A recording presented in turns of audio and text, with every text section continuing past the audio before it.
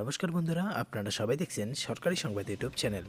বন্ধুরা, যেমনটা আগের ভিডিওতে আপনাদের বলেছিলাম যে যুক্তরাষ্ট্রে কিন্তু নতুন একটা করোনার স্ট্রেন প্রজাতি দেখা গিয়েছে। আর লন্ডন ফেরত কলকাতায় দুই যুবকের মধ্যেও কিন্তু এই স্ট্রেন প্রজাতির উপসর্গ দেখা গিয়েছে।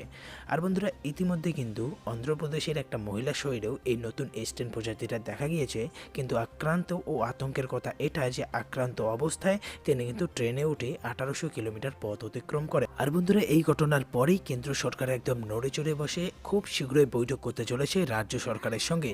তো বন্ধুরা, কবে হতে চলেছে এই বৈঠক? আর সব থেকে বড় প্রশ্ন, আবারও কি আমাদের ভারতবর্ষে লকডাউন হবে কি না, সেটাও কিন্তু আজকের ভিডিওতে আপনারা জানতে চলেছেন। এরই সাথে এটা কবে লকডাউন হবে সেটাও কিন্তু জানতে চলেছেন। তো অবশ্যই কিন্তু ভিডিওটাকে একদম শেষ পর্যন্ত দেখবেন।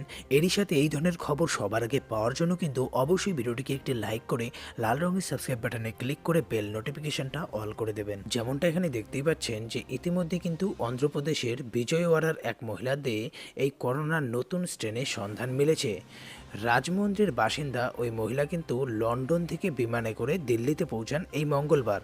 তারপর পরীক্ষায় ধরা পড়ে যে তিনি করোনা পজিটিভ, কিন্তু তার আগেই কিন্তু তিনি বিমানবন্দর থেকে পালিয়ে যান ওই মহিলা।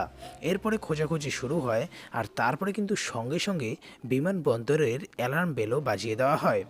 তার করোনা ফলাফল আসার আগেই কিন্তু তিনি বিমানবন্দর থেকে বেরিয়ে গিয়ে নিউ দিল্লি থেকে বিশাখাপত্তনমগামী ট্রেনে উঠে পড়েন। এরপরে কিন্তু সঙ্গে সঙ্গে তিনি তার মোবাইলটাও বন্ধ করে দেন। আর বন্ধুরা, তার এমন আচরণে স্বাস্থ্য দপ্তর কিন্তু আশঙ্কা করে বলেছে যে 1800 কিমির যাত্রাপথে অগণিত মানুষের সংস্পর্শে এলেন ওই মহিলা, আর তাদের থেকে কিন্তু সংক্রমণ ছড়িয়ে পড়ার আরও জোরালো সম্ভাবনা রয়ে গেল। তো বন্ধুরা, বুঝতে পারছেন খুব শীঘ্রই কিন্তু আমাদের ভারতবর্ষে আবারও করোনা সংক্রমণের পরিমাণটা বাড়তে পারে। আর গোপন সূত্রে পাওয়ার খবর অনুযায়ী এই আশঙ্কাতেই কিন্তু কেন্দ্র সরকার জানুয়ারি মাসের দ্বিতীয় সপ্তাহের মধ্যেই রাজ্য সরকারের সঙ্গে একটা বৈঠক করতে চলেছে। আর সেই দিনে কিন্তু এই লকডাউন সম্পর্কিত পরবর্তী দিন তারিখটা ঠিক করা হবে।